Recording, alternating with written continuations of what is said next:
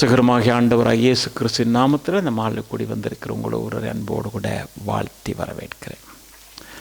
நமக்கு கடந்த வியாழக்கிழமை என்ன நாள்?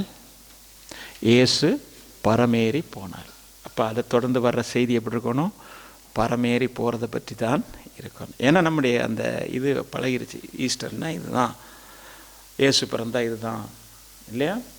அப்போ இன்றைக்கி நாம் எடுக்கணும் என்னென்னா, இயேசு போனதை குறித்தும் அதனுடைய மிகுதியான காரியத்தையும் குறித்து நாம் வாசித்து தியானிக்கணும். எனவே நாம் திருப்பிக் கொள்ளும் வெளிப்படுத்தின சுவிசேஷத்தில் 20ஆம் அதிகாரம் 22ஆம் அதிகாரம் 20ஆம் வசனத்துக்கு நேராக நம்முடைய கவனத்தை. இவைகளை சாட்சியா அறிவிக்கிறவர் மெய்யாகவே நான் சீக்கிரமாய் வருகிறேன் என்கிறார். ஆமேன். கர்த்தராகிய இயேசுவே வாரும். இவைகளை அறிவிக்கிறவர் நான் சீக்கிரமாய் வருகிறேன் என்கிறார்.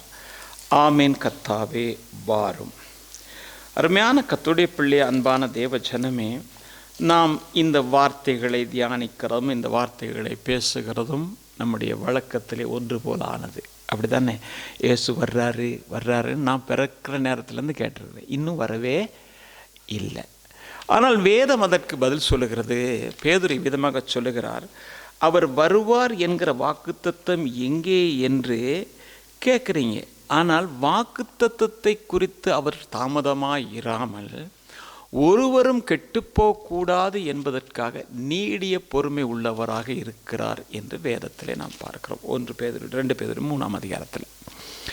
அப்படியா இருந்தால் ஆண்டவர் வருவார், ஆனால் தாமதமாக இருக்கிறதுக்கு ஒரே ஒரு காரணம், நான் பரிசுத்தப்பட வேண்டும் என்கிறது தான். நாம் ஒவ்வொருவருடைய கவனத்திலும் இருக்க வேண்டிய ஒரே ஒரு பதம் அது மட்டும்தான். அருமையான கர்த்தருடைய பிள்ளை, அன்பான தேவ ஜனமே, வேதத்தில் சொல்லப்பட்ட முதலாவது தீர்க்க தரிசனம் எங்கே என்றால், ஆதியாமத்தின் புத்தகத்தில் 3ஆம் அதிகாரம் 15ஆம் வசனத்தை வாசிக்கும் பொழுது, அவர் உன் தலையை நசுக்குவார் என்பதே முதலாவது தீர்க்க தரிசன வசனம். ஆனால் அநேக தீர்க்க தரிசனங்கள் இயேசு கிறிஸ்துடைய பிறப்பை குறித்தது போல இயேசு கிறிஸ்துடைய வருகையும் குறித்து வேதத்திலே அநேக இடங்களிலே நாம் வாசிக்கிறோம். எனவே கடைசியாக சொல்லப்பட்ட தீர்க்க தரிசனம் என்னவென்று சொன்னால், இதோ நான் சீக்கிரமாய் வருகிறேன். அருமையான கர்த்தருடைய பிள்ளை, அன்பான தேவஜனமே, நாம் அறிந்திருக்கிறபடி இந்த 2வது தீர்க்க தரிசனம் நிறைவேறிவிட்டது. அந்த முதலாவது தீர்க்க தரிசனம் நிறைவேறிவிட்ட மன்னிக்கணும் 2வது தீர்க்க தரிசனத்துக்காகத்தான் நாம் காத்து கொண்டிருக்கிறோம். கொலோசியருடைய புத்தகம் 2ஆம் அதிகாரம் 15ஆம் வசனத்தை வாசிக்கும் பொழுது, இயேசு கிறிஸ்து சிலுவையிலே அந்த காரியத்தை செய்து அந்த தலையை கர்த்தர் நசுக்கி போட்டார். இப்பொழுது வாழ் மட்டும்தான் இருக்குது, நமக்கு தெரியும். ஆனால் அருமையான கர்த்தருடைய பிள்ளை, அன்பான தேவ ஜனமே, இயேசு கிறிஸ்துவை குறித்து நாம் பார்க்கும் பொழுது, அவர் மரித்து 40 நாட்கள் தம்முடைய சீசர்களோடு கூட இருந்து தம்மை வெளிப்படுத்தி அற்புதங்களை சொல்லி அவர்களுக்கு பிரசங்கம் பண்ணி உபதேசம் பண்ணி அவர்கள் செய்ய வேண்டிய காரியங்கள் எல்லாம் அவற்றை செய்து கொண்டு, அப்போஸ்தலர் 1:8 நீங்கள் பார்த்தீங்கன்னாக்கோ, நீங்கள் எங்கேயும் போவேனா இங்கேயே தரித்திருங்கன்னு எருசலேமில் சொல்லிட்டு அவர்கள் எல்லாரும் எங்கே போகிறாங்கன்னா ஒலிவமலைக்கு போகிறாங்க. போன போது அப்படி சொல்லாமலே அவர் என்ன செஞ்சிட்டாரு? மேலே போகிறாரு. போகும்போது இவங்க திடீர்னு பார்க்குறாங்க, என்ன ஆண்டவர் போகிறாரு அப்படின்னு பார்த்த உடனே அங்கேருந்து 2 பேர் சொல்கிறாங்க. எப்படின்னு சொன்னால், அவர் பாருங்கள், அப்போஸ்தலர் 1:9 இவைகளை சொன்ன பின்பு அவர்கள் பார்த்து கொண்டு உயர எடுத்துக்கொள்ளப்பட்டார். அவர்கள் கண்களுக்கு முன்பாக ஒரு மேகம் அவரை எடுத்துக்கொண்டது. அப்போ இது எடுத்த உடனே 10ஆம் வசனம் நீங்கள் பார்த்தீங்கன்னா, அவர் போகிற போது அவர்கள் வானத்தை அண்ணாந்து பார்த்து கொண்டிருக்கல், இதோ வெண்மையான வஸ்திரம் தரித்த 2 பேர் என்ன சொன்னாங்கன்னா, இந்த இயேசுவான 11ஆம் வசனம், இந்த இயேசுவான உங்களிடத்திலிருந்து எப்படி எடுத்துக்கொள்ளப்பட்டாரோ அப்படியே மறுபடியும் என்ன செய்வார்? வருவார்னு அன்னைக்கு எடுத்துக்கொள்ளப்படும் போது சொன்னார். இயேசு கிறிஸ்து உலகத்தில் இருக்கும்போது சொன்னார். வேதத்தில் பல தீர்க்க தரிசனங்கள் சொல்லப்பட்டிருக்கிறது. ஆனால் அந்த கடைசி நேரத்தில் சொல்லப்பட்டது, இந்த இயேசுவானவர் உங்களிடத்திலிருந்து எப்படி எடுத்துக்கொள்ளப்பட்டாரோ அப்படி என்ன செய்வார்? திரும்பி வருவார் அப்படின்னு. அப்போ இயேசு சொன்னார், நான் ஏதோ சீக்கிரமாக வர்றேன்னு. எதுக்காக வர்றாரு அப்படின்ற ஒரு சில காரியங்களை நாம் வேதத்திலிருந்து பார்ப்போம் என்று சொன்னால், வெளிப்படுத்தின சுவிசேஷம் 3ஆம் அதிகாரம் 11ஆம் வசனத்தில் நீங்கள் வாசிக்கும் பொழுது, இதோ சீக்கிரமாய் வருகிறேன், உன் கிரீடத்தை ஒருவன் எடுத்துக்கொள்ளாதபடிக்கு உனக்குள்ளதை நீ பற்றி கொண்டிரு, நீ ஜாக்கிரதையாக அதை பார்த்துக்க, உனக்கு கொடுத்திருக்கிற கிரீடத்தை நீ என்ன செய்யணும் பாருங்க. நீங்கள் வெளிப்படுத்தின சுவிசேஷத்தில் நான் கொஞ்சம் வேகமாக போகிற நிறைய வசனங்கள் இருக்கிறதுனால நீங்கள் தேவையானவங்க திருப்பி நீங்கள் யூடியூப்பில் பார்த்துக்கலாம். நீங்கள் என்ன செய்யணும், வெளிப்படுத்தின 16:15 பார்த்தீங்கன்னா, இதோ திருடனை போல வருகிறேன், தன் மானம் காணப்படாதபடிக்கு நிர்வாணமாய் நடவாதபடிக்கு விழித்து கொண்டு தன் வஸ்திரங்களை காத்து கொள்ளுகிறவன் பாக்கியவான். தன் வஸ்திரங்களை காத்து கொள்ள வேண்டும் என்று சொல்லி அங்கே நாம் பார்க்கிறோம். அருமையான கர்த்தருடைய பிள்ளை, அன்பான தேவ ஜனமே, ஏனென்றால் 2 காரியம் நடக்கும். நித்திரை கொண்டு விட்டால் ஒன்று, சாத்தான் களைகளை விதைத்து விடுவான். நீங்கள் மத்தேயு எழுதின சுவிசேஷம் 13:25 பார்க்கும் பொழுது, காவல் காத்து கொண்டிருக்கிறவர்கள் நித்திரை பண்ணுகிற நேரத்தில் சத்துரு விதைத்து போயிட்டான் என்று சொல்லுகிறதை நாம் அங்கே பார்க்கிறோம். மனுஷர் நித்திரை பண்ணுகிற அவனுடைய சத்துரு வந்து கோதுமைகளுக்குள்ளே என்ன செய்தான், களையை விதைத்து விட்டு போனான் என்று சொல்லப்படுகிறது. ஆனால் நமக்கு ஆண்டவர் கிரீடத்தை பாதுகாத்து கொள்ள சொல்லுகிறார், வஸ்திரத்தை பாதுகாத்து கொள்ள சொல்லுகிறார் என்று சொன்னேன். எபேசியருடைய புத்தகத்தில் நீங்கள் 6:11 வாசித்தீங்கன்னா, நீங்கள் பிசாசின் தந்திரங்களோடு எதிர்த்து நிற்கத்தக்கதாக திராணி உள்ளவராகும்படி தேவனுடைய சர்வாயுத வர்க்கத்தை என்ன செய்யுங்க, தரித்து கொள்ளுங்கள் என்று வேதம் சொல்லுகிறார். அருமையான கர்த்தருடைய பிள்ளை, அன்பான தேவஜனமே, நமக்கு ஆயுதங்களை கர்த்தர் கொடுத்திருக்கிறார். சத்தியம் என்னும் அரைக்கட்சியையும், நீதி என்னும் மார்க்கவசத்தையும், பாதரட்சையும், விசுவாசம் என்னும் கேடகையும், ரட்சிப்பும் என்னும் தலைச்சீராவையும் கர்த்தர் நமக்கு கொடுத்திருக்கிறார் என்று சொல்லி நாம் பார்க்கிறோம். இவைகளை நாம் என்ன செய்யணும் சொன்னால், பாதுகாத்து கொள்ள வேண்டும். அருமையான கர்த்தருடைய பிள்ளை, அன்பான தேவஜனமே, நாம் பாதுகாத்து அதை வைத்து கொள்ளாவிட்டால் என்ன நடக்கும்னு சொன்னால், தாவீது மாதிரி ஒருத்தன் வந்து என்ன செய்வானா, நம்முடைய பட்டயத்தை எடுத்துகிட்டு போயிடும். என்னன்னா, சவுல் ராஜா ஈட்டிய தலைமாட்டில் வச்சிருக்கிறான், செம்பும் இருக்குது. இருக்கும்போது என்ன செஞ்சிட்டான், நல்லா தூங்கிட்டான். அப்படித்தானே? தூங்கும்போது இந்த தாவீது வர்றா. 1 சாமுவேல் புத்தகம் 26:11 வாசிங்க தெரியும். அவன் வந்து என்ன செய்யறான்னு சொன்னா, தலைமாட்டில் இருக்கிற செம்பையும் ஈட்டியும் எடுத்துட்டு போயிடறான். செம்பில் என்ன இருக்கு, தண்ணீரை நாம் குறித்து ஒரு வகையில் நாம் ஆவிக்குரிய இதில் பார்க்கும் பொழுது நாம் இயேசுவை குறித்து பார்க்கணும். நானே ஜீவ தண்ணீர், ஈட்டி அதையும் எடுத்துட்டு போயிட்டான், பட்டயத்தையும் எடுத்துட்டு போயிட்டான். 2 எடுத்து அந்த நாளில் இருந்த அந்த பட்டயம் எடுத்துட்டு போயிட்டான். இன்றைக்கு பிசாசு நாம் நித்திரை பண்ணுகிற நேரத்தில், அசதியாக இருக்கிற நேரத்தில் இந்த 2ஐயும் எடுத்துன்னு தான் ரட்சிப்பே இல்லாமல் போயிடுது. எனவே நாம் இதை பாதுகாத்துக் கொள்ளணும். அந்த பாதுகாத்து கொள்ளுகிறவர்களுக்காக தான் இயேசு அது சீக்கிரத்தில் வர. 2வது அவர் எதுக்காக வர்றார் அப்படின்னா, இந்த புஸ்தகத்தில் இருக்கிற தீர்க்க தரிசன வசனங்களை கை கொள்ளுகிறவர்களுக்காக மட்டும்தான் அவர் வருகிறார். அது தெளிவாக நாம் புரிஞ்சுக்கணும். ஏன்னா வேதம் சும்மா எழுதி கொடுக்கல. 66 புத்தகத்தை எழுதிட்டு அது 40க்கு மேற்பட்ட எழுத்தாளர்கள் அங்கே பங்கு கொண்டிருக்காரா. அவர்கள் தங்களுடைய சுயத்தின்படி எழுதலை, தேவன் அருளிய வார்த்தைகளைத்தான் அவர்கள் எழுதியிருக்கிறார் என்பதை நாம் அறிந்திருக்கோம். எனவே நீங்கள் வெளிப்படுத்தின சுவிசேஷத்தில் நீங்கள் பார்க்கும்பொழுது 22:7 இதோ சீக்கிரமாய் வருகிற இந்த புத்தகத்தில் உள்ள தீர்க்க தரிசன வசனங்களை கை கொள்ளுகிறவன் பாக்கியவான். அந்த பாக்கியவானை கூட்டிக் கொண்டு போறதுக்காக தான் இயேசு கிறிஸ்து சீக்கிரத்தில் வரப்போகிறாரு.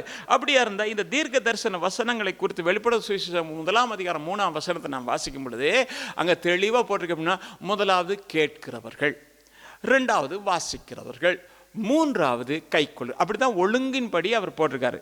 1வது என்னது, கேட்கிறவர்கள் வசனங்களை கேட்கணும். 2வது என்னது, இதில் எழுதியிருக்கிறவர்களை கை கொள்ளணும். இந்த எழுதியிருக்கிற கேட்கிற வசனங்களை வாசிக்கணும், அதே வேளை கை கொள்ளணும். அருமையான கர்த்தருடைய பிள்ளை, அன்பான தேவஜனமே, அப்போ இவர்களுக்காகத்தான் ஆண்டவர் சீக்கிரத்தில் வர. வசனம் தான் இன்றைக்கு முக்கியம், வசனம் தான் நமக்கு முக்கியம். ஏன்னா வசனத்தின்படி தான் நம்முடைய வாழ்க்கை அமைய வேண்டும் என்கிறது கர்த்தருடைய விருப்பம். இல்லாட்டி போனால் இதை நம்மகிட்ட கர்த்தர் கொடுத்துருக்க மாட்டார். ஏதோ ஒரு கல்கியை வாங்கிப்படி, குமுதத்தை வாங்கிப்படி, உன் அறிவை வளர்த்துக்கொள் அப்படின்னு சொல்லியிருப்பார். இல்லை, ஏன் இந்த மேலான பரிசுத்த வேதாகம இதை அழிக்க வேண்டும் என்று எத்தனையோ பேர் எழுமின போதும் கூட அழிக்க வேண்டும் என்று நினைத்தவர்கள் ரட்சிக்கப்பட்டார்கள். அழிக்க வேண்டும் என்று எவ்வளவு தூரம் நினைத்தார்களோ அவ்வளவு தூரம் இந்த வேதம் அச்சிடப்பட்டது என்று சொல்லி நாம் அறிந்திருக்கிறோம்.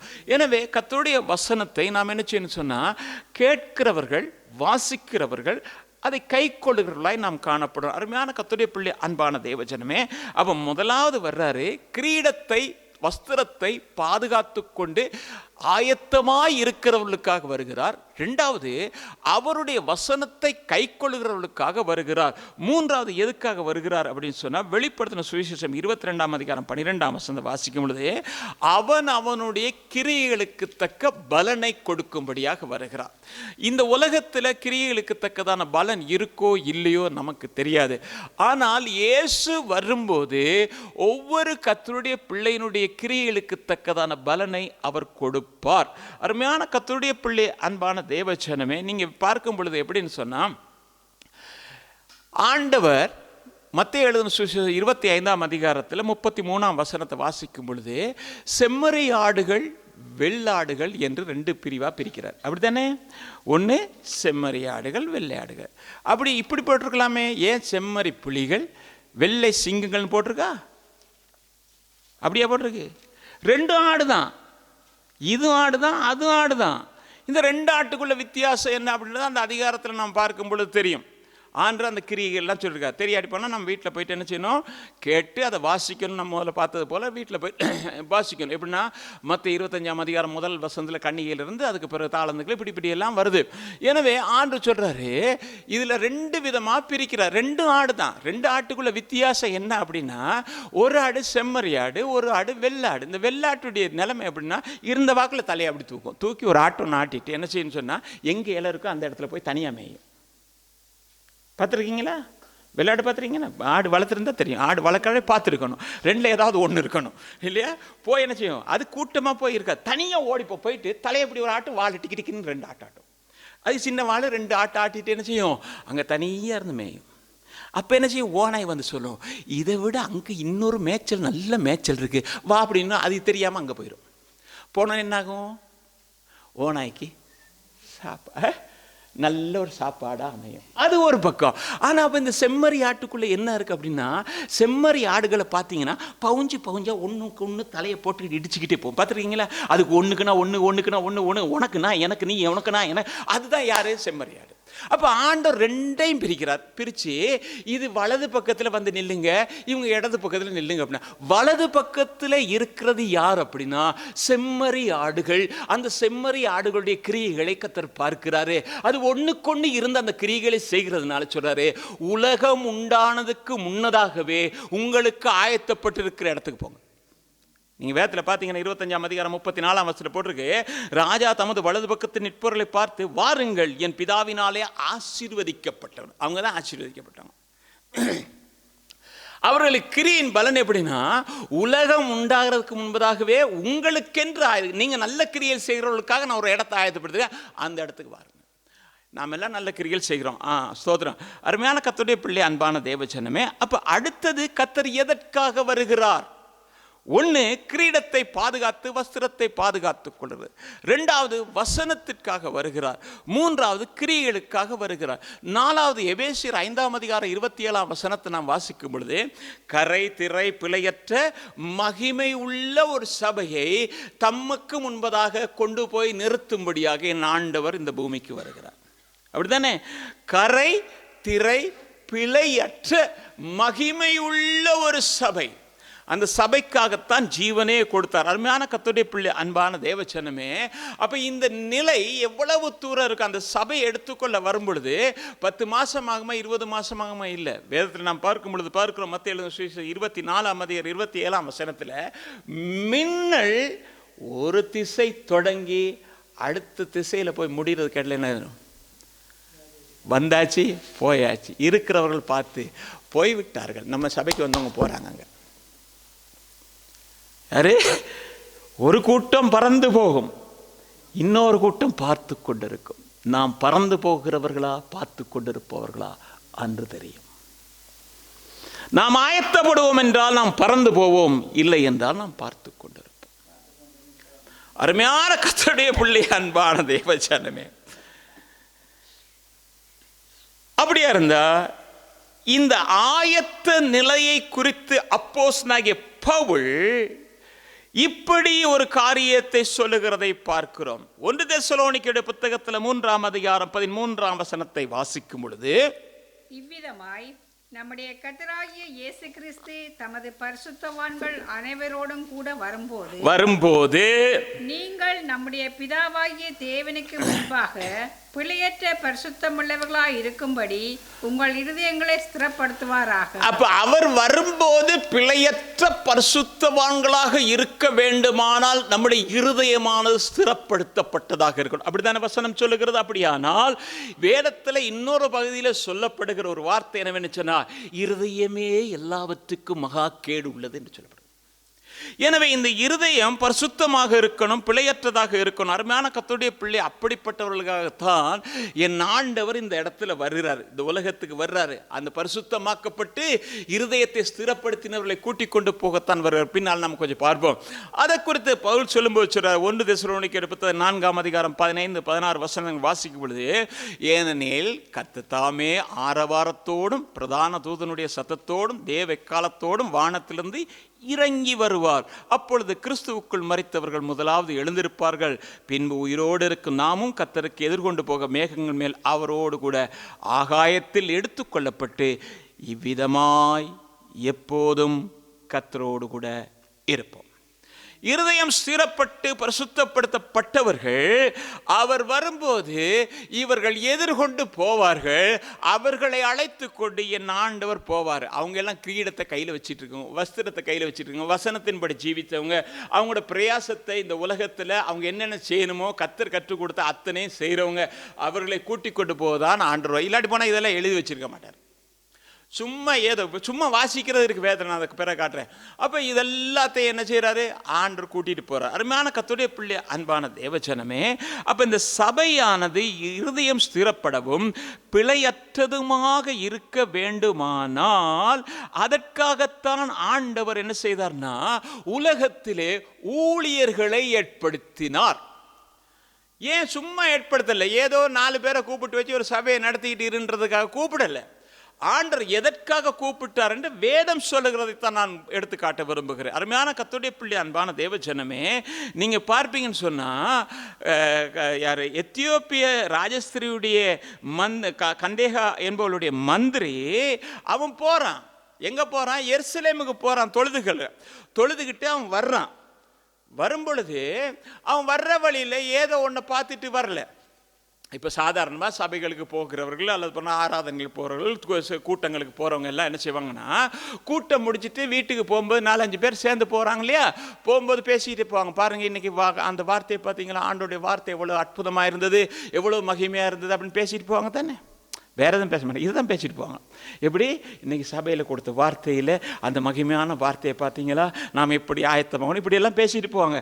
அந்த மாதிரி இவனுக்கு போகிறதுக்கு ஒரு ஆள் கிடைக்கல. அவனுக்கு தெரியும், கேட்டாக்க அவன் சொல்லுவான் தெரியுமா, எருசலேமுக்கு அவங்க வந்தாங்க நீங்கள் பார்த்தீங்களான்னு கேட்பாங்க. அதனால யாரும் ஏற்றலை. இல்லாட்டி அவன் போகிற வழியில் ஏற்றிட்டு போயிருப்பான். வாங்க நான் உங்களுக்கு கொண்டு போய் ட்ராப் பண்ணுறேன். ஏன்னா மந்திரிட்டு தான் நிறைய இருக்குது, அவன் பார்த்ததெல்லாம் சரி வராது. ஆனால் இவங்கிட்ட இருக்க நல்ல பழக்கம் என்ன தெரியுமா, சபைக்கு போனதுக்கு பிறகு இப்போ நம்ம வசனத்தை தியானிச்சுட்டு போகிறது மாதிரி இவன் வசனத்தை வாசிச்சுக்கிட்டே போகிறான். அப்படித்தானே? கண்டேக மந்திரி அவனுக்கு தெரியும், இப்படி சுற்றி அங்கங்கே பார்த்தா டீ கடை பெஞ்சில் எவன் உட்கார்ந்துருக்கான்னு தெரியும். விளங்குதா? அதை பார்க்கறத விட கர்த்தருடைய வசனத்தை நாம் பார்த்துடுவோம். ஆனால் அவனுக்கு ஒன்றுமே விளங்காது. விளங்காட்டி போனாலும் அவன்கிட்ட வாசிக்கிற பழக்கம் இருந்தது. வாசிக்கிற பழக்கம், கர்த்தருடைய வேதத்தை தொடர்ந்து வாசிக்கிறவர்களுக்கு தேவ ஆவியானவர் இன்றைக்கும் கற்றுக் கொடுக்கணும்னு இருக்கிறார். எனக்கு ஒண்ணுமே விளங்கல, எனக்கு ஒண்ணுமே விளங்கல, ஒண்ணுமே விளங்காது. நீ விளங்கலாட்டியும் வாசி. நீ வாசிக்கும் போது தேவ ஆவியானவர் உனக்கு கற்றுக் கொடுப்பார். அவர் கற்றுக் கொடுக்கிறவர் என்று வேதம் சொல்லு. அதிகாலையிலே என்னை எழுப்புகிறார், கற்றுக்கொள்ளுகிறவனை போல என் செவிகளை திறக்கிற அவர் எனக்கு கற்றுக் கொடுக்கிறார். அருமையான கர்த்தருடைய பிள்ளை, அன்பான தேவஜனமே, அப்ப என்னது, ஆண்டவர் என்ன செய்யறாருன்னா அதற்காகத்தான் இருதயங்களை ஸ்திரப்படுத்தவும் பரிசுத்தப்படுத்தவும் ஆண்டவர் ஊழியர்களை ஏற்ப. வாசிக்கலாம் 1 கொரிந்தியர் புத்தகம் 12:28. தேவனானவர் சபையிலே முதலாவது அப்போஸ்தலரையும், 2வது தீர்க்கதரிசிகளையும், 3வது போதகர்களையும், பின்பு அற்புதங்களையும், பின்பு குணமாக்கும் வரங்களையும், ஊழியங்களையும், ஆளுகைகளையும், பலவித பாசைகளையும் ஏற்படுத்தினார். பாருங்க, தேவனானவர் சபையிலே முதலாவது அப்போஸ்தலர்களையும், 2வது தீர்க்கதரிசிகளையும், போதகர்களையும் ஏற்படுத்தினார். தேவன் ஏற்படுத்தினார். இதே வசனத்தை நீங்க எபேசியருடைய புத்தகம் 4ஆம் அதிகாரத்தில் 13ஆம் வசனத்தில் வாசிக்கிறீங்க. இப்போ எபேசியருடைய புத்தகத்தில் 4ஆம் அதிகாரம் 11ஆம் வசனத்தையும் 12ஆம் வசனத்தையும் நாம் வாசிக்கும் அங்கே ஒரு காரியத்தை பார்க்கிறோம். மேலும் நாம் அனைவரும் தேவனுடைய குமாரனை பற்றி விசுவாசத்திலும் அறிவிலும் ஒருமைப்பட்டவர்களாகி கிறிஸ்துவினுடைய நிறைவான வளர்ச்சியின் அளவுக்கு தக்க பூரண புருஷராகும் வரைக்கும் பரிசுத்தவான்கள் சீர்பொருந்தும் பொருட்டு சுவிசேஷ ஊழியத்தின் வேலைக்காகவும் கிறிஸ்துவின் சரீரமாகிய சபையானது பக்தி விருத்தி அடைவதற்காகவும். போதும். சிலர் அப்போஸ்தலர் மேற்பர ஓகே. என்னது? தேவனானவர் சபையிலே ஏற்படுத்தின ஊழியங்களுடைய காரியம் என்னவென்று சொன்னால், பரிசுத்தவான்கள் சீர் பொருந்தும் பொருட்டும் கிறிஸ்துவின் நிறைவான வளர்ச்சி அவரை போல வரணும். ஏன்னா அவர் வெளிப்படும் போது அவர் இருக்கிற வண்ணமாகவே நாம் அவரை தரிசிப்போம். அப்படிதான் வேதம் சொல்லுது. அப்படியா இருந்தா நம்முடைய வளர்ச்சி வரணும். பவுல் அழுகிறா இருந்துகிட்டு, நான் இன்னும் கற்ப வேதனைப்பட்டுக்கிட்டு இருக்கேன்றான். காலத்தை பார்த்தா நீங்க எங்கேயோ இருக்கணும்ன்றான். ஆனா என்னது? கற்ப வேதனைப்பட்டு அந்த பிள்ளை பிறந்து அது வளரணும். எது வரைக்கும் வளரணும்? நிறைவான வளை. ஏன்னா அந்த மந்திரிக்கு அவன் வேதத்தை வாசிச்சாலும் கூட அவனுக்கு அதை வியாக்கியானம் பண்ண தெரியாது. என்ன எழுதியிருக்கிறதுன்றதை வாசிக்கிறான், என் மொழியில எழுதியிருக்கிறத வாசிக்கிறான். ஆனா அதனுடைய அர்த்தம் தெரியாம இருக்கும்போது ஆவியானவர் சொல்றாரு, பாரு என் வார்த்தை மேல வாஞ்சியா இருக்கிறா, நீ போய் அவனுக்கு விளக்கப்படுத்த அப்படின்னு. பிலிப்பு ஓடி வர்றான். ஓடி வந்த உடனே ரதத்துல ஏறுறான். என்ன நீ களவெடுக்க வந்தியான்னு கேட்கல, எதுக்காக வந்தேன்னு கேட்கல, என்ன அப்படின்னு கேட்கறான். பிலிப்பு உடனே சொல்றான், நீ வாசிக்கிறது என்னன்னு உனக்கு தெரியுது அப்படின்னு. ஏன்னா நீ எனக்கு படிச்சு கொடுக்குறியா? இல்ல, நீ என்னன்னு சொல்லித் தர்றதுக்கு ஒருவன் இல்லாவிட்டால் எப்படி நான் தெரிந்து கொள்வேன் என்று அங்க கேட்கிறான். உடனே என்ன செய்யறான்? பிலிப்பு இதுதான்ப்பா அந்த வசனத்துடைய ஏசாயா புத்தகத்தை நீ வாசிக்கிறது நல்லது, இதுல எழுதியிருக்கிற இதுதான் அப்படின்னு சொன்ன அவன் கேட்கிறான். கேட்ட உடனே என்ன செய்யறான்னா அவனுடைய இருதயம் பரிசுத்தப்படுகிறது. பட்டோடனே சொல்றான், தண்ணீர் இருக்கிறதே தடை என்ன என்று கேட்கிறான். ஒரு கர்த்தருடைய பிள்ளையினுடைய வாழ்க்கையில எப்பொழுதாகிலும் தேவன் நீங்க தனிமையில இருக்கும்போது அல்லது ஏதோ செய்தியை கேட்கும்போது பாடலை கேட்கும்போது ஏதோ ஒரு இடத்துல கர்த்தர் பேசுகிறார் என்றால் உடனே நீ கீழ்ப்படிவே என்றால் உனக்கு தான் ஆசீர்வாதம்.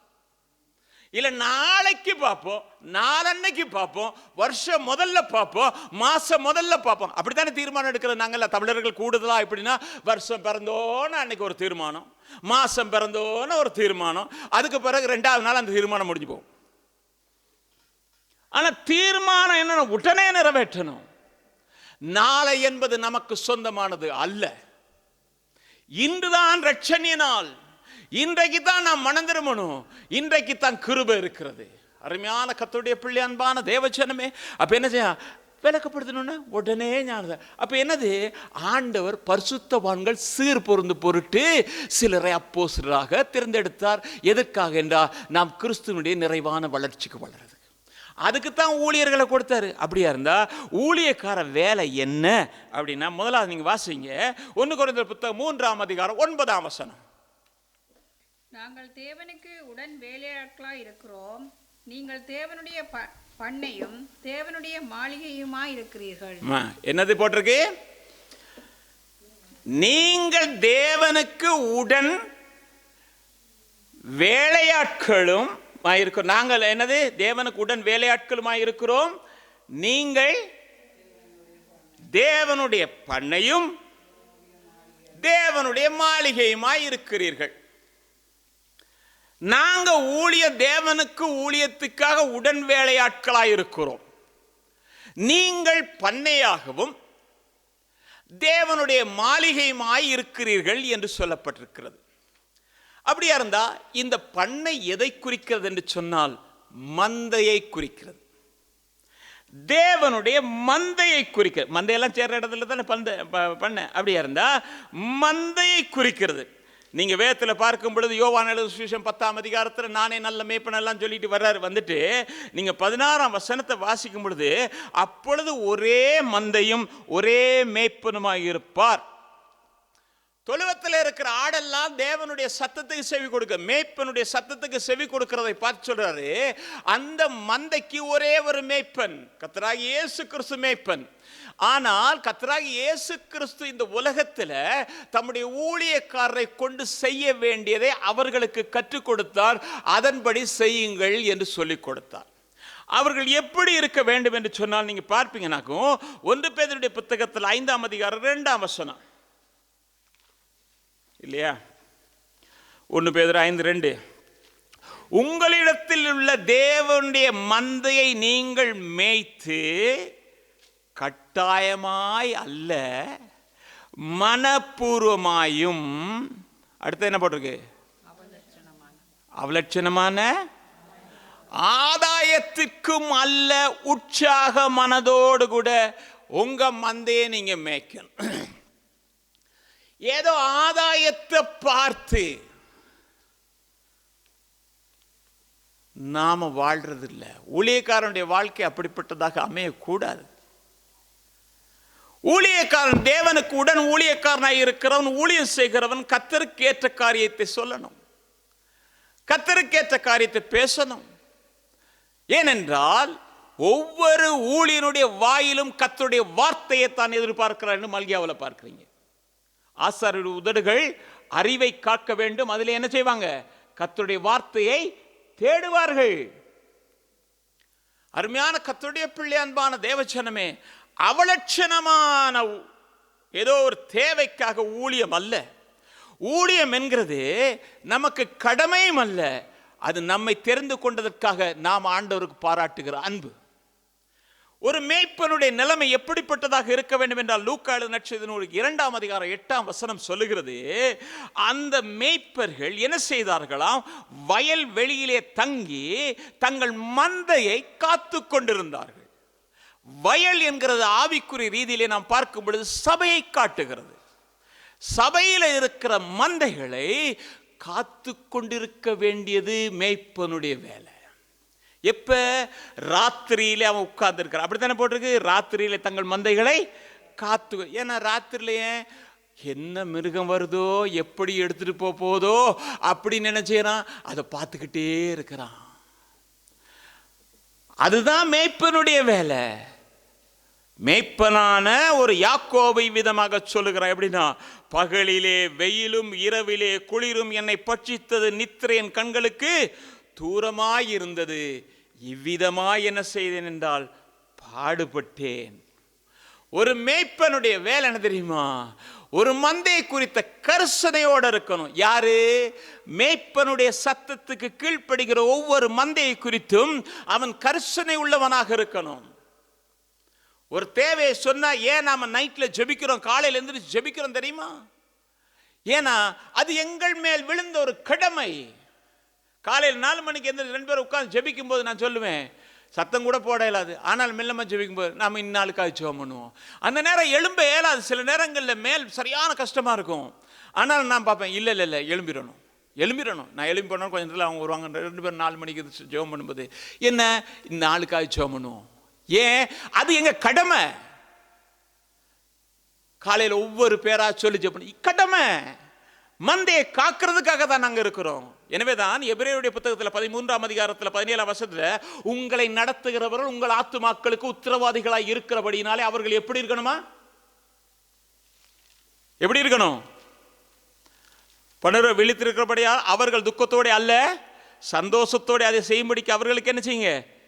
கீழ்ப்படிந்து அடங்குங்கள். கீழ்ப்படிஞ்சு இருக்கும்போது என்ன செய்யறாரா? அது உங்களுக்கு பிரயோஜனமா இருக்கும். ஒரு மேய்ப்பனுடைய வேலை என்னன்னா, சும்மா இல்லை, அந்த மந்தையை பாதுகாக்கணும்.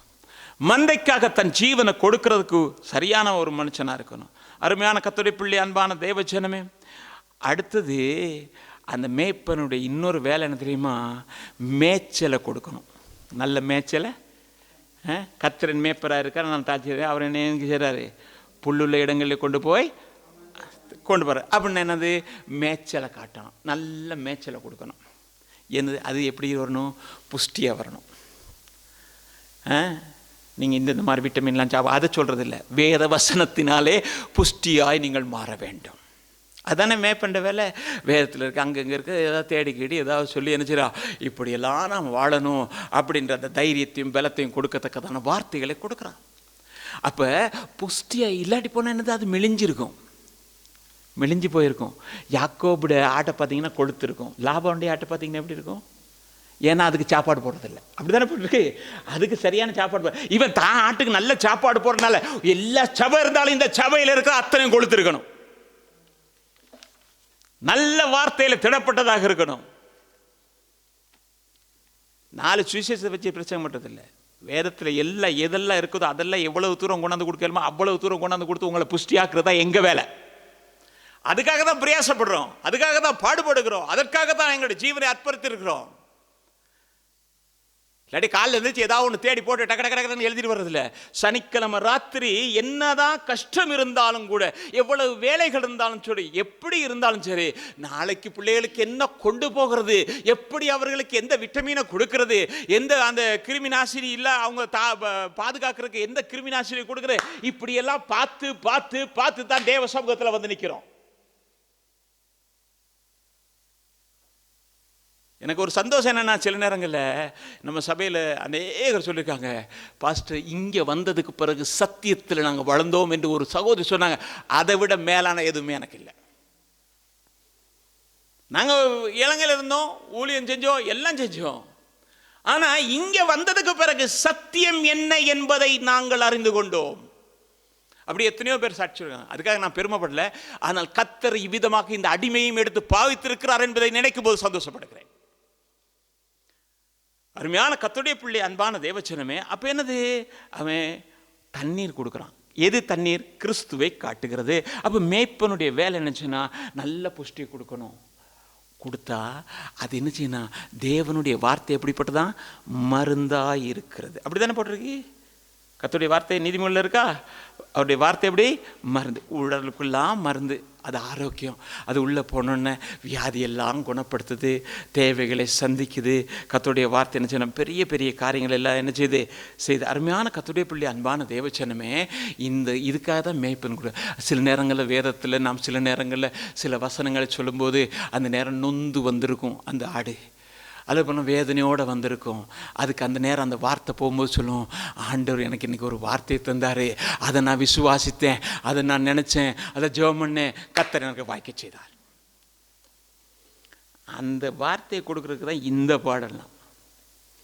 அருமையான கர்த்தருடைய பிள்ளை, அன்பான தேவச்சனமே, அப்போ இதெல்லாம் யாருக்குன்னா, செவி கொடுக்கிற மந்தைக்கு.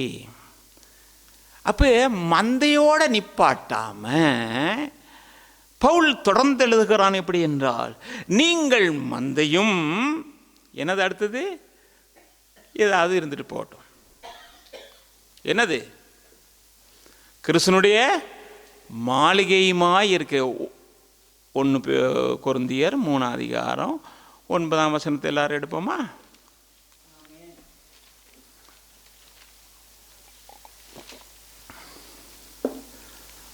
சரி, பைபிள் கிழிஞ்சாலும் கிழிஞ்சிட்டு போல இருக்கு. வாசிங்க, ஒருத்தர் எடுத்தவங்க வாசிங்க. நாங்கள் தேவனுக்கு உடன் வேலையாட்களும், தேவனுடைய பண்ணையும், தேவனுடைய. அப்போ பண்ணை இப்போ எங்கே போகுதுன்னா மாளிகையாக மாறுது. அப்படிதானே? நீங்கள் எபேசியருடைய புத்தகத்தில் 2ஆம் அதிகாரம் 20-21 வாசிங்கன்னா தெரியும். வாசிங்க. அப்போஸ்தலர், தீர்க்கதரிசிகள் என்பவர்களுடைய அஸ்திபாரத்தின் மேல் கட்டப்பட்டவர்களுமாய் இருக்கிறீர்கள். அதற்கு இயேசு கிறிஸ்து தாமே மூலைக்கல்லா இருக்கிறார். அவர் மேல் மாளிகை முழுவதும் இசைவாய் இணைக்கப்பட்டு கர்த்தருக்குள் பரிசுத்த ஆலயமாக எழும்புகிறது. எப்படி? நீங்கள் தேவனுடைய மாளிகை, அது ஆலயமாக. வெளிப்படுத்த சுவிசேஷம் இந்த ஆலயத்தை குறித்து நீங்கள் பார்த்தீங்கன்னா ரொம்ப அழகாக இருக்கும். ஆனால் இப்போ நம்ம அதுக்கு நேரம் இல்லை. இசைவாய் இணைக்கப்பட்டு தேவனுடைய மாளிகையும் தேவனுடைய ஆலயமாக மாறுகிறீர்கள். தேவனுடைய ஆலயத்தில் தேவன் வந்து வாசம் பண்ணுவார். அப்ப இந்த மாளிகையாக அமைக்கப்படுகிறது எப்படி அப்படின்னா, கிறிஸ்து மூலைக்கல், அப்போஸ்தலர்கள், தீர்க்கதரிசிகள் என்பவருடைய அஸ்திபாரத்தின் மேல் கட்டப்பட்டு இருக்கிறீர்கள் என்று சொல்லுகிறான். அப்ப அஸ்திபாரம் என்கிறது அப்போஸ்தலருடைய உபதேசம் என்கிறதை நாம் அறிந்திருக்கிறோம். அது ஒரு பக்கம் இருக்கட்டும். இப்ப நாம் பார்ப்போம் என்றால், இங்கே கற்கள் வைக்கப்பட்டிருக்கிறது, அதுதான் மாளிகையாக மாறுகிறது. நீங்க வேதத்தில் பார்க்கும் பொழுது சாலமோன் ஒரு ஆலயத்தை கட்ட வாஞ்சித்தான். ஈராம் என்ன செய்தான் என்று சொன்னால் மரங்களை அனுப்பினான். இப்ப அங்க இன்னும் தேவையானது எல்லாம் சவதரித்து வைத்தவைகள் எல்லா இடத்தையும் பாவிக்க வேண்டும். இப்ப ஆலயத்துக்கு இன்னொரு காரியம் தேவை, கற்கள் வைத்து கட்டப்படணும். சரியா? நீங்கள் 1 ராஜாக்களுடைய புத்தகத்தில் 6ஆம் அதிகாரம் 7ஆம் வசனத்தை வாசிக்கும் பொழுது, ஆலயத்துக்கு கற்கள் வைத்து கட்டப்படணும். ஆலயம் கட்டுகிற இடத்துல கொண்டு டம்மு டும்மு டம்மு டும்முன்னு என்ன செய்ய முடியாது? சத்தம் போட முடியாது. சத்தம் எங்க? பணி தீர்க்கப்பட்ட கற்களினாலே கட்டுறது. பணி தீர்க்கப்படுகிறது இந்த பூமியில, கட்டப்படுகிறது பரலோகத்தில். அருமையான அந்த மாளிகை கட்டப்பட்டு கொண்டே இருக்கிறது. இலங்கையிலிருந்து, இந்தியாவிலிருந்து, தாய்லாந்திலிருந்து, ஜப்பான்லேருந்து ஒவ்வொரு கல்லா கல்லா கல்லா கல்லா கல்லா கட்டி கட்டி கட்டி இப்போ அந்த மாளிகை முடிகிற நேரத்திலே வந்து விட்டது. என் இயேசு வந்து கூட்டிட்டு போகிறதுக்கு ஆயத்தமான நேரமாக இருக்கிறது. அப்ப என்னது? அஸ்திபாரமாக அப்போஸ்தலர் தீர்க்கதரிசிகள் என்று சொன்னேன். அப்ப அதுக்கு மேல அந்த கல்லு வச்சு கட்டணுமா இருந்தா, பூமியில பனி தீர்க்கப்படும் போது, தேவையற்றவைகள் வெட்டப்படும் பொழுது, அவைகள் அகற்றப்படும் பொழுது ஒரு வேதனை வரத்தான் செய்யும். ஆனால் அதற்கு சரியாக இணையும் போது மாளிகையிலே ஒரு கற்களாக நாம் மாறுவோம். அருமையான கர்த்தருடைய பிள்ளை, அன்பான தேவஜனமே, அப்ப அஸ்திபாரம் என்கிறது எதை குறிக்கிறது என்று சொல்லி நாம் பார்ப்போம் வேகமாக. லூக்கா எழுதின நற்செய்தி நூல் 6ஆம் அதிகாரம் 49ஆம் வசனத்தை வாசிக்கும் நாங்கள் பார்க்கிறோம். என் வார்த்தையை கேட்டு அவைகளின்படி செய்கிறவன் எவனோ அவன் தான் அஸ்திபாரம் போடப்பட்டவன். செய்யாதவன் எவனோ அவன் அஸ்திபாரம் இல்லாதவன் என்பதை நாம் அறிந்து கொள்ளுகிறோம். அப்ப எது அஸ்திபாரம் என்று சொன்னால், வசனம், வசனத்தோடு கூட உபதேசம். பவுல் சொல்லுகிறான், நாங்கள் கொண்டு வந்த இந்த உபதேசத்துக்கு மாறாக வானத்திலே இருந்து ஒருத்தன் கொண்டாந்தா கூட நீங்க என்ன செய்யுங்க? ஏற்று கொள்ளாதீங்க. அருமையான கர்த்தருடைய பிள்ளை, அன்பான தேவஜனமே, அப்படியா இருந்தா வேலை என்னது? எங்க வேலையை நாங்க செய்துட்டு பலனை கர்த்தர் இடத்துல எதிர்பார்க்கணும். அப்படிதான் விதைக்கிறான் ஒருத்தன், இன்னொருத்தன் நீர் பாய்ச்சிறான். நாங்கள் அவருடைய வேலையாட்களாக இருக்கிறோம். எங்களுக்கு அப்படிதான் பவுல் சொல்றான் 1 கொரிந்தியர் 3ஆம் அதிகாரத்தில். இப்போ நாம் வாசிப்போம் 1 கொரிந்தியர் 3ஆம் அதிகாரம் 10ஆம் வசனத்தை வாசிங்க.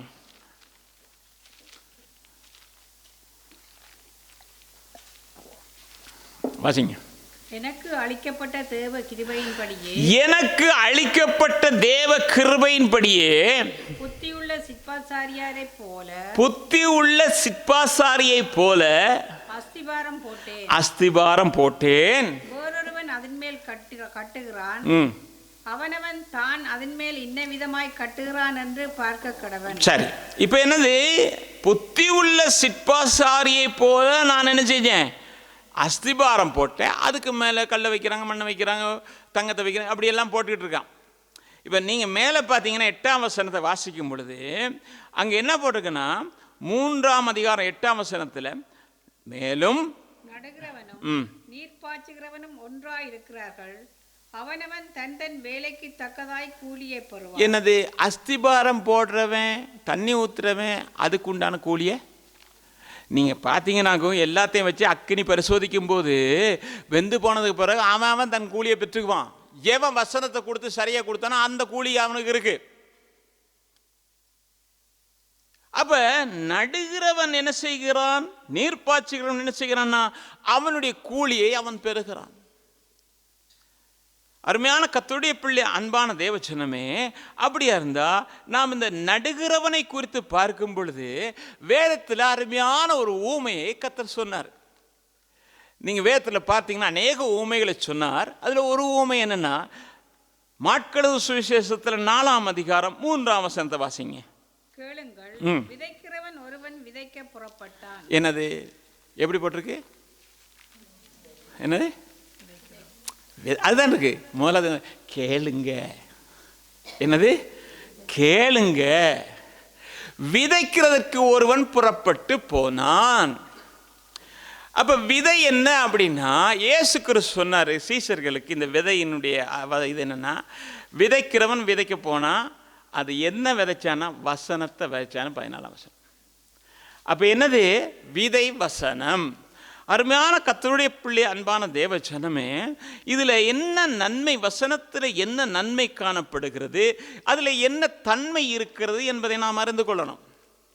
முதலாவது, இந்த உலகத்தில் நிலைத்து நிற்கிற ஒன்று இருக்குமே ஆனால் கர்த்தருடைய வசனம் மட்டும்தான். பேதுரு அதைத்தான் சொல்லுகிறான். 1 பேதுருடைய புத்தகத்தில் 25ஆம் வசனத்தில், கர்த்தருடைய வசனமோ என்றென்றைக்கும் நிலைத்திருக்கும், உங்களுக்கு சுவிசேஷமாக அறிவிக்கப்பட்டு வருகிற வசனம் இதுவே. அப்படியா இருந்தா நிலைத்து நிற்கிறது கர்த்தருடைய வசனம். இரண்டாவது, நீங்க பார்ப்பீங்கன்னா கர்த்தருடைய வசனம் நியாயம் தீர்க்கும். கர்த்தருடைய வசனம் என்ன சொன்னா? நியாயம் தீர்க்கும். ஆண்டவர் சொன்னார், நான் சொல்லி இந்த வார்த்தையே என்ன செய்யும்? கடைசி நாளில் உங்களை நியாயம் தீர்க்கும். அருமையான கர்த்தருடைய பிள்ளை, அன்பான தேவச்சனமே, இந்த வசனமானது பேய்களை ஓட வைக்கும். நீங்க இயேசுவின் நாமத்தில் போ என்று சொல்லும் பொழுது பேய் ஓடுகிறது. ஏனென்றால் வசனம் என்னன்னா, என் நாமத்தினாலே நீங்கள் கட்டளை கொடுங்கள், அப்படித்தானே? அப்ப பேய் ஓடுது. மூன்றாவது பாருங்க, நீங்க பார்ப்பீங்கன்னா நோய்கள் நீங்குகிறது. அவர் தம்முடைய வசனத்தை அனுப்பி அவர்கள் என்ன செஞ்சாரு? குணப்படுத்தினார் என்று சொல்லுவார். விடுதலை ஆக்குறது. வசனம் என்ன செய்யறதுன்னா ஒரு மனிதனை விடுதலை ஆக்குறது. வசனம் என்ன செய்யறதுன்னா சுத்திகரிக்கிறது. இயேசு கிறிஸ்து யோவான் 15ஆம் அதிகாரத்தில் சொல்லும்போது சொன்னாரு, நான் சொல்லி இந்த வசனமே அவர்கள் என்ன செய்து எதுக்காக சுத்திகரிக்கிறது? கனி கொடுக்கும்படியாக சுத்திகரிக்கிறது, அப்படித்தானே? கனி கொடுக்கும்படியாக சுத்திகரிக்கிறது. அப்ப அடுத்த கடைசியா நம்ம நிறைய காரியம், ஒரு காரியம் சொல்ற என்ன தெரியுமா? நம்மளை பரலோகத்துக்கு கொண்டு போற இந்த வசனம் தான். நம்மளை எங்க கொண்டு போகுது? பரலோகத்தில் கொண்டு போய் சேர்க்கிற இந்த வசனம் தான். ஆனா இந்த வசனம் உள்ள போகணும். உள்ள போனால்தான் அற்புதம் நடக்கும், கனிகள் கொடுக்கப்பட முடியும். ஒரு நாள் பிசாசு கூப்பிட்டானா, குட்டி பிசாசெல்லாம் கூப்பிட்டான், இங்கே வாங்க, இந்த கிறிஸ்துவ மதத்தில் ஜனங்கள் சேர்ந்துக்கிட்டே போகிறாங்க, நமக்கு என்ன செய்யுது? ஆள் குறைஞ்சிக்கிட்டே போகுது, என்ன செய்யலாம் அப்படின்னு. இதுக்கு ஏங்க பெருசாக போட்டு நீங்கள் தடுமாறுறீங்க? ஒரே ஒரு வேலை, வசனம் உள்ளே போனால் தானே இவனுக்கு பிரச்சனை, கனி கொடுப்பான். வசனம் போகாதபடிக்க நாங்கள் தடுத்துடுறோம். நாங்கள் உள்ளே போகாது. அந்த வசனம் போகிற நேரம் நாங்கள் வேறு ஏதாவது செய்து தடுத்துட்டா உள்ளே போகாது. பாருங்கள், அவனுக்கு இருக்கிற அறிவு. வசனம் உள்ளே போனால் தான் பிரச்சனை. உள்ளே போனால் வெளிப்பட அந்த புத்தகத்தை வாங்கி புசித்தேன், அது என்னதான் உள்ளே போன பிரச்சனைலாம் கொடுக்கும். எனவே வசனம் உள்ளே போகாதபடிக்கு தடுக்கிறதுக்கு உண்டான காரியத்தை தான் அவன் செய்வான். அருமையான கர்த்தருடைய பிள்ளை, அன்பான தேவ ஜனமே, இன்றைக்கு நீங்கள் பார்த்தீங்கன்னா ரொம்ப பேர்கிட்ட கேட்டு பாருங்கள், பிரசங்கம் முடிஞ்ச உடனே, இங்கே இல்லை நான் சொல்கிறேன், பொதுவாக சொல்கிறேன், வெளியில் போனான்னு கேளுங்க, எப்படி பிரசங்கம் இருந்துச்சு? நல்லா இருந்துச்சு. இன்றைக்கி அந்த பாஸ்டர் பண்ண பிரசங்கம் தானே சூப்பராக இருந்துச்சு. என்ன சொன்னார்னு கேளுங்க. நான் சிலர்கிட்ட ஃபோன் பண்ணி கேட்கும்போது அவங்க சொல்லுவாங்க, இன்றைக்கி இல்லை எப்போயோ சொன்ன பிரசங்கத்தையே மறுபடியும் அவங்க சொல்லுவாங்க எனக்கு. ஏன்னா அவங்க நினைக்கிறாங்க என்னன்னா, இதை சொன்னாலும் ஏமாந்து போயிடுவார். எனக்கு என்ன பிரச்சனை? ஏதோ இல்லாதெல்லாம் சொல்லி இப்படியெல்லாம் சொன்னாருன்னு சொல்லிடுவாங்க. சரி, ஸ்தோத்திரம் அப்படின்னு நானும் போகிறது. வசனம் உள்ள போகணும். போனாதான் என்னன்னா வாழ்க்கை மாறும். கேட்கும்போது மற்றவர்கள் சொல்ல முடியும். அருமையான கர்த்தருடைய பிள்ளை, அன்பான தேவச்சனமே, நீங்க பார்ப்பீங்கன்னாக்கும் இந்த காரியத்தை நான் சொல்லுகிற போலாது மத்தேயு 13ஆம் அதிகாரம் 8ஆம் வசனத்தை வாசிங்கனாக்கும், இந்த நல்ல விதைகள் எங்கே விதைக்கப்பட்டு எப்படி பலன் கொடுக்குதுன்னு 3 பேர் கூட்டத்துக்கு போனான். மாற்கு, மத்தேயு, லூக்கா. இதில் நான் ஒரே ஒரு காரியத்தை சொல்லுகிறேன். இந்த 3ஐயும் நான் தியானிக்கல. இந்த 3ம் ஒரு போதகர் மூலமாக நான் பெற்றுக்கொண்ட ஒரு காரியம். அதுக்கு கீழே வர்றது தான் நான் தியானித்த பகுதி. இதில் அவர் சொன்ன காரியம் எனக்கு நன்றாக இருந்தது. எனவே அதை நான் உங்களுக்கு சமர்ப்பிக்கிறேன். ஏன்னா இன்னொருத்தர் கொண்டாந்து, அவர் எவ்வளோ பாடுபட்டு தேவ சமூகத்தில் இருந்ததை கொண்டாந்துருப்பார். எனவே தான் காலையில் நான் எதிர்த்தாலும் எந்த நேர ஜெபத்தில் நான் சொல்கிறது என்னென்னா, மேலான சத்தியங்களை கொண்டாந்த ஒவ்வொரு பரிசுத்தமானவர்களுக்கு ஆண்டவரே உமக்கு ஸ்தோத்திரம் என்று சொல்லி நல்ல சத்தியங்களை கேட்கணும். அந்த 3 பேரும் கூட்டத்துக்கு போனால் மத்தேயு கூட்டத்தில் உட்கார்ந்துருக்கும் போது இயேசு பிரசங்கம் பண்ணுறார். விதைக்கிற ஊமையை பற்றி பேசுகிறார். பேசும்போது அவன் காதில் விழுந்தது எப்படி தெரியுமா? சிலது 100ஆகவும், சிலது 60ஆகவும், சிலது 30ஆகவும் பலன் கொடுச்சு. அவன் எங்கே தொடங்குறான்? 100, 60, 30. இதே கூட்டத்துக்கு போனான் யாரு? மாட்கும் போய் உட்கார்ந்துருக்கிறான். அவன் எப்படி விளங்கிட்டான் தெரியுமா? 30. நீங்கள் 4ஆம் அதிகாரம் 20ஆம் வசனம் வாசிங்க, தெரியும். 1 30, 1 60, 1 100மாக பலன் கொடுத்தது. ஆனால் இதே கூட்டத்தில் போனவன் யாரு? லூக்கா போய் உட்கார்ந்தான். நீங்கள் மேலே உள்ள முதல் 6 வசனத்தை நீங்கள் வாசித்து பார்த்தீங்கன்னா நல்லா தெரியும். அங்கே 30க்கு இடம் அவன் சொல்லலை, 60க்கு இடம் சொல்லலை. எடுத்தோன்னு எடுந்துச்சுன்னா 100. நல்ல விதத்தில் விளையணும், 100 தான் கொடுக்கணும். அந்த விதத்தை அந்த எண்ணிக்கையை சொன்னது தான் நான் இப்போ உங்களுக்கு சொன்னேன். அந்த போதர் மூலமாக நான் எடுத்தது. அப்போ அவன் என்ன சொன்னான்? 100 வீதம் கொடுக்கணும். சபையில் இருக்கிற விசுவாசி 100 வீதம் தான் கொடுக்கணும். சிலருக்கு எப்படின்னா ஒரு 30 கொடுத்தா கூட பரவாயில்லையே. நம்ம நாட்டில் 30 கொடுத்தா அவன் அழுகிற நமக்கு தெரியலையே. இந்த வருஷம் விதை வச்சது ஒன்றுமே இல்லை, நாங்கள் எவ்வளோ கடன் வாங்கியிருக்கோம், அப்படி இப்படி எல்லாம் சொல்கிறத நம்ம கேட்குறோம். 30 வந்து சரி வராது. சிலர் என்னென்னா 60 வாங்கினு சொல்கிறான், அவன் 30 வாங்கிக்கிறாங்க, நம்ம 60ஆவது வாங்கியிருக்கோமே. எவனும் போக முடியாது. 100 மணிகளை சேர்க்கிறதற்காகத்தான் இயேசு கிறிஸ்து வருகிறாரே அல்லாமல் பதரை சேர்த்து கொள்ள இயேசு வரவில்லை. இந்த 30 விதைக்கப்பட்டதுன்னு பார்க்கணும். 4ஆம் வசனம் வாசிங்க. மாற்கு 4:4. அவன் விதைக்கையில் சில விதை வழியருகே விழுந்தது, ஆகாயத்து பறவைகள் வந்து அதை பட்சித்து போட்டது. என்னது? இந்த ஊமையை பார்க்கும் பொழுது இயேசு கிறிஸ்து இவ்விதமாக சொன்னார், விதைக்க ஒருவன் புறப்பட்டு போனான். அவன் போகிற போது வழியிலே சில விதைகள் விழுந்தது. சில விதைகள் முட்செடிகளுக்கு மத்தியிலே விழுந்தது. சில விதைகள் பாறையிலே விழுந்தது. சில விதைகள் பண்படுத்தப்பட்ட நல்ல நிலத்திலே விழுந்தது. இப்ப நான் கேட்கிறேன், சில நேரம் சில பிள்ளைகள்கிட்ட சாமானத்தை கூட சொல்லுவாங்க, பத்திரமா கொண்டு போ, ரோட்டில் எங்கேயும் போட்டுறாத, சிந்துராத சொல்லுவாங்க தானே. விதைக்க புறப்பட்டு போறவன் விதை எங்க விதைக்கணும்? பண்படுத்தப்பட்ட நிலத்துல தான் விதைக்கணும். அதுதான் ஆயத்தப்படுத்தப்பட்ட நிலம். திருப்பி என்ன வழியில போட்டு போனா? ஏன் முட்செடியில போட்டான்? ஏன் கட்பாறையில போட்டான்? கவலை இனத்தில் போட்டானா? நான் அதுல இதைத்தான் பார்க்கிறேன். எப்படின்னா, அது மனுஷனை குறித்தல்ல. முதலாவது இந்த 4 இடமும் மனிதனுக்குள்ள இருக்கிற நிலையை குறித்து, அவனுடைய இருதயத்தை குறித்தும் கர்த்தர் சொல்லுகிறார். நல்ல நிலத்துல விதைஞ்சா 100 வீதம், முள்ளு பாரு அது வேற. இப்ப என்ன நடக்குன்னா, போற வழியிலேயே என்ன செய்தான்? விழுந்தது. அப்ப அந்த விதைக்க போனவன் கவலையினமா போனானா? ஏன்னா வேற யாரையும் சொல்லியிருந்தா பரவாயில்ல. இயேசு கிறிஸ்து சொன்னாரு, மனுஷகுமாரன் தாப்பா விதையை கொண்டு போறாருன்னு சொன்னார். அந்த அதிகாரத்தில் இருக்கும். யார் கொண்டு போனது? அப்ப என்ன அவருக்கு தெரியாதா எங்க விழுன்னு?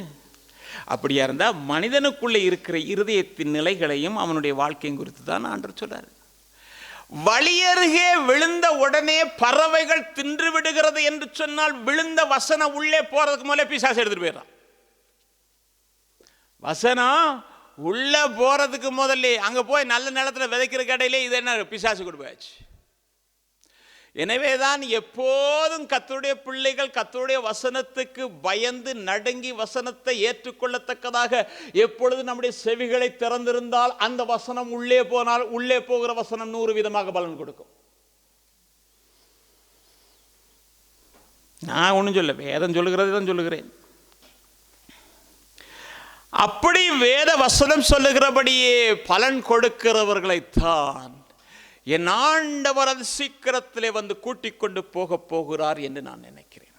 இதோ சீக்கிரமாய் வருகிறேன். தன் கிரீடத்தை பாதுகாத்துக் கொள்ள வேண்டும், தன் வஸ்திரத்தை பாதுகாத்துக் கொள்ள வேண்டும், தன்னுடைய வசனத்தின்படி தன்னுடைய வாழ்க்கை அமைக்க வேண்டும். அதே வேளையில் தன்னுடைய கிரியின் மூலமாக அவன் ஆயத்தப்பட்டவனாய் இருப்பான் என்றார். கரை திரை பிழையற்ற ஒரு மாசற்ற சபையாக அவன் இருக்கிறான். அவனை கூட்டிக் கொண்டு போகத்தான் என் ஆண்டவர் மத்திய வானிலே வருகிறார். அருமையான கர்த்தருடைய பிள்ளை, அன்பான தேவஜனமே, நீங்களும் நானும் இந்த மத்திய வானிலே காணப்படத்தக்கதான ஒரு கூட்டமாக கர்த்தர் இந்த மாலையில் நம்மை ஆயத்தப்படுத்தி வைத்திருக்காக நான் ஆண்டவர் நன்றி செலுத்துகிறேன். அப்படிப்பட்டவர்களுக்குரிய ஒரு காரியத்தை மட்டும் சொல்லி நான் முடிக்கிறேன். வெளிப்படுத்தின சுவிசேஷத்தில் 20ஆம் அதிகாரம் 5-6 வசனங்களை வாசிப்போம். மரணமடைந்த மற்றவர்கள் அந்த 1000 வருஷம் முடியும் அளவும் உயிரடையவில்லை. இதுவே முதலாம் உயிர்த்தெழுதல். முதலாம் உயிர்த்தெழுதலுக்கு பங்குள்ளவன் பாக்கியவானும் பரிசுத்தவானுமாய் இருக்கிறான். முதலாம் உயிர்த்தெழுதலுக்கு பங்குள்ளவன் பரிசுத்தவானும் பாக்கியவானுமாய். அவன் மேல் இவர்கள் மேல் 2ஆம் மரணத்துக்கு அதிகாரம் இல்லை. இவர்கள் தேவனுக்கும் கிறிஸ்துவுக்கும் முன்பாக ஆசாரியராய் இருந்து அவரோட கூட 1000 வருஷம் அரசாளுவார்கள். இத்தரை ஓட்ட முடித்து அக்கறை சேர்ந்து ஆசாரிய ஊழியம். யாரு? முதலாம் உயிர்த்தெழுதலுக்கு பங்குள்ளவன் பரிசுத்தவானும் பாக்கியவானுமாயிருக்கிறான். பரிசுத்தவான் பாக்கியவான் யார் என்று சொன்னால், வசனத்தை கேட்கிறவனும் வசனத்தை வாசிக்கிறவனும் வசனத்தின்படி எழுதியிருக்கிறவனை நடப்பிக்கிறவனும் பாக்கியவான் என்று யோவான் வெளிப்படுத்தின சுவிசேஷத்தில் 1ஆம் அதிகாரத்தில் 3ஆம் வசனத்தில் சொன்னான். அப்படியா இருந்தா இந்த சபையில கூடியிருக்கிற நீங்களும் நானும் பாக்கியவான்கள் என்று நான் விசுவாசிக்கிறேன். இயேசு வரும் பொழுது மத்திய வானிலே அந்த காலம் தொனிக்கும் போது மரித்தவர்களுக்கு நாம் முந்திக் கொள்கிறதில்லை. ஆனாலும் உயிரோடு இருக்கிற நாம் அவருக்கு எதிர்கொண்டு போய் இவ்விதமாக கர்த்தரோடு கூட சதா காலங்களிலும் இருப்போம் என்று சொல்லுகிற நம்பிக்கையோடு கூட இயேசு அதி சீக்கிரத்திலே வருகிறார் என்று சொல்லி என் செய்தியை முடிக்கிறேன். கர்த்தர் உங்களை ஆசீர்வதிப்பார். நம்ம எல்லாரும் எழுதிருப்போம்.